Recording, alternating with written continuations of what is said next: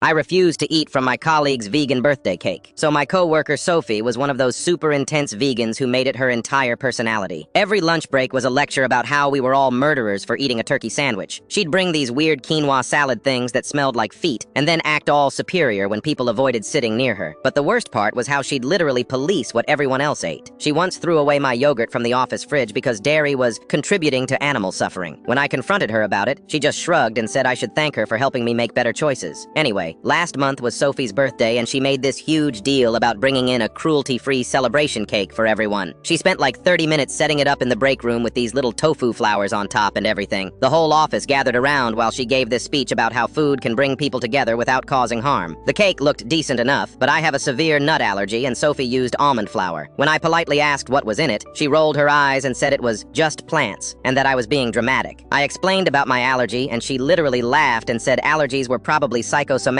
reactions to guilt about eating unethical food. I told her I couldn't eat it and grabbed an apple from the vending machine instead. Sophie's face went bright red and she started yelling about how I was disrespecting her and being deliberately difficult. She accused me of making excuses because I was too closed-minded to try vegan food. The whole office was staring. I stayed calm and just said I valued my life more than her feelings about cake. That's when Sophie completely lost it and screamed that I was a carnist bigot who was sabotaging her special day on purpose. Our manager Jake heard the commotion and came over. Sophie immediately switched to victim mode, crying about how I was bullying her and making her feel unwelcome for her lifestyle choices. She demanded that Jake force me to eat the cake or write me up for creating a hostile work environment. Jake looked confused and asked what happened. I explained about the nut allergy and Sophie interrupted, saying I was lying because I just wanted to eat murder food instead. She actually suggested that Jake search my desk for hidden animal products to prove I was being fake about the allergy. That's when Jake's expression changed. He asked Sophie if she was seriously suggesting someone fake a potentially deadly medical condition. Sophie doubled down and said most allergies weren't real anyway, and that I probably just needed to detox from animal products to cure myself. Jake sent everyone back to work and called Sophie into his office. Through the glass walls, we could see her gesturing wildly while Jake sat there looking more and more uncomfortable. 20 minutes later, Sophie stormed out, grabbed her stuff, and left. The next day, we found out Sophie had been fired, not just for the cake thing, but because Jake looked into her other behavior after our conversation. Turns out she'd been throwing away people's lunches regularly, not just mine. She'd also been leaving graphic animal abuse pamphlets on people's desks and had apparently told our pregnant coworker that eating meat while pregnant was child abuse. But wait, it gets worse. Sophie's fiance worked for our biggest client. When she got fired, she called him crying and told him our company was discriminating against vegans. She convinced him to file some kind of complaint, claiming we had an anti-vegan culture. Her fiance brought this up during their next meeting with us, not knowing Sophie had been fired for harassment, not her diet. When Jake explained what actually happened, the client was mortified. They ended up reconsidering their relationship with the fiance's judgment, and he lost that account.